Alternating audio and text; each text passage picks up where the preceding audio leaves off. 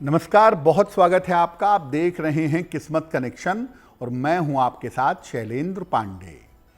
प्रकृति ने मानव को बहुत सारे उपहार दिए हैं और वो उपहार उसके जीवन को बेहतर बनाने में काम आते हैं। इसी में से प्रकृति का एक उपहार है शहद। आज हम आपको बताएंगे शहद का ज्योतिष से क्या संबंध है, शहद के बारे में पुराण क्या कहते हैं और शहद के चमत्कारी प्रयोग क्या हैं। सबसे पहले ये जानते हैं कि शहद है क्या और शहद का महत्व क्या है। देखिए, शहद प्राकृतिक रूप से पाया जाने वाला चिपचिपा मीठा पदार्थ है। शहद केवल मधुमक्खियों के द्वारा ही बनाया जा सकता है। शहद का प्रयोग आदिकाल से, पुराने समय से औषधि के रूप में और धार्मिक कार्यों में किया जाता है। आयुर्वेद में शरीर को स्वस्थ रखने के लिए पंचकर्म का इस्तेमाल होता है और पंचकर्म में भी शहद का प्रयोग विशेष रूप से किया जाता है। सामान्यतः पूजा की सबसे महत्वपूर्ण चीज पंचामृत बिना शहद के नहीं बन सकती। पुराण ऐसा कहते हैं और ऐसा माना जाता है कि जब भगवती दुर्गा ने, देवी ने महिषासुर का वध किया तो बार बार शहद का पान किया, बार बार शहद ग्रहण किया। ज्योतिष में शहद का संबंध बृहस्पति से होता है, कुछ हिस्सा सूर्य का और मंगल का भी पाया जाता है।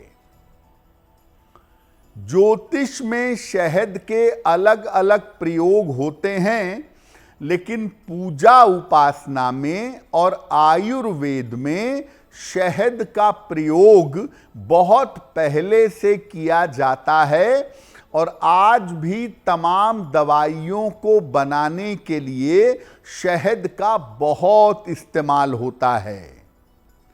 शहद पर हमारी चर्चा जारी रहेगी।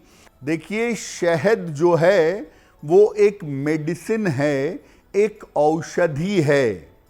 इसीलिए शहद के प्रयोग में कुछ सावधानियों का पालन करना जरूरी है।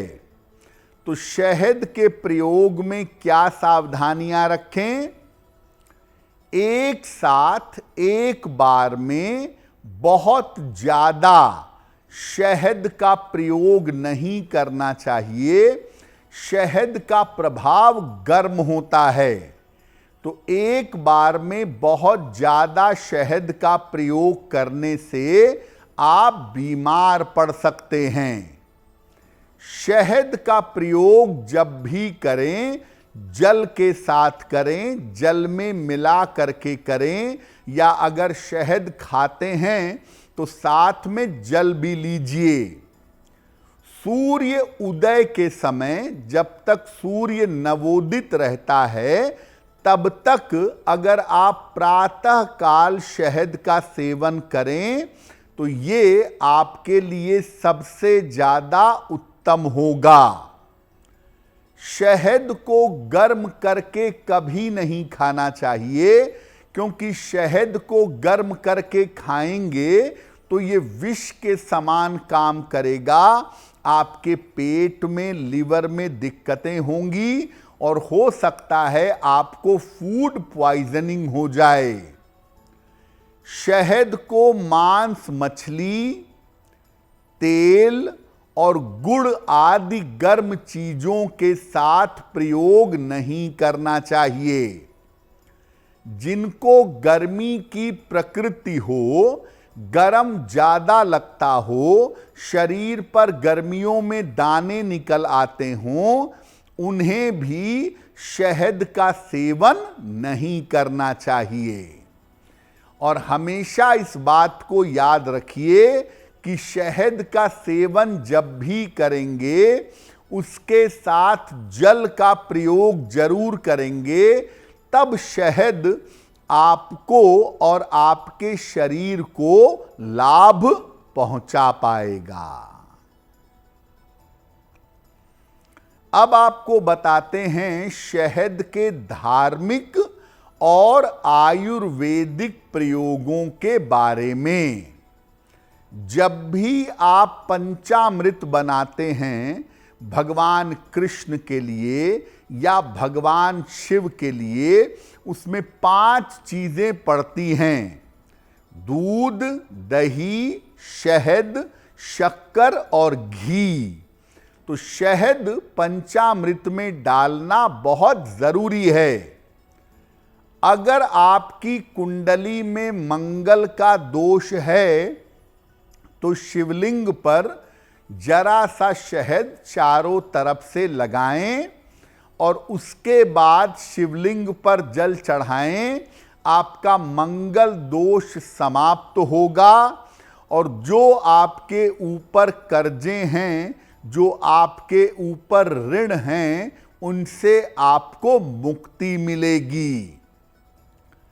किसी पात्र में रखकर या पान के पत्ते पर रख करके अगर देवी को शहद अर्पित करते हैं तो ऐसा करने से आपके शत्रु और विरोधी शांत हो जाएंगे। अगर आप अपने त्वचा के दाग धब्बों को, चेहरे के दानों को साफ करना चाहते हैं तो शहद लगाकर स्नान करने से त्वचा की समस्याएं दूर हो जाती हैं। सुबह उठ करके खाली पेट गुनगुने पानी के साथ अगर आप शहद लें, पानी में थोड़ा नींबू भी मिला लें, तो ऐसा करने से आपका मोटापा दूर होगा। अगर आपको गले की या कोल्ड कफ की समस्या है तो शहद का प्रयोग तुलसी और अदरक के साथ करें, इससे कोल्ड कफ की समस्या दूर होगी। अगर आप नियमित रूप से उपवास रखते हैं और उपवास के दौरान जल में शहद मिलाकर दिन में कई बार इसका प्रयोग करते हैं तो शरीर से जो विष है, जो पॉइजन है, वो दूर हो जाएगा और ऐसा करने से शरीर में कोई बीमारी नहीं होगी। तो सामान्यतः पंचामृत से लेकर के और देवी की पूजा में अगर आप शहद का प्रयोग करते हैं तो आपको लाभ होगा, आपकी मनोकामनाएं पूरी होंगी। अब आपको बताते हैं कि शहद के चमत्कारी प्रयोग कौन से हैं। अगर कुंडली में मंगल आपको समस्या दे रहा है, अगर मंगल की वजह से जिंदगी में दिक्कत है तो शहद मत खाइएगा, बल्कि हर मंगलवार को शिवलिंग पर शहद और जल अर्पित करिएगा। मंगल की समस्या समाप्त होगी।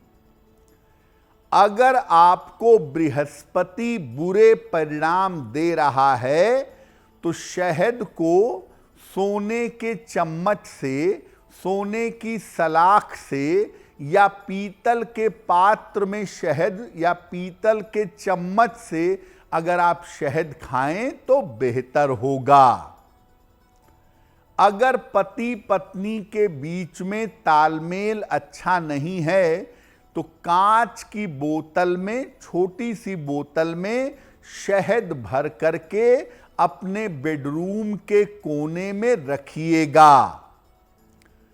अगर किसी व्यक्ति को सही रास्ते पर लाना है, कोई व्यक्ति इधर उधर भटक रहा है, तो कांच की छोटी सी शीशी में शहद भरकर शनिवार को जमीन में दबाइए और ये प्रार्थना करिए कि जो व्यक्ति गलत रास्ते पर भटक गया है वो सही रास्ते पर आ जाए।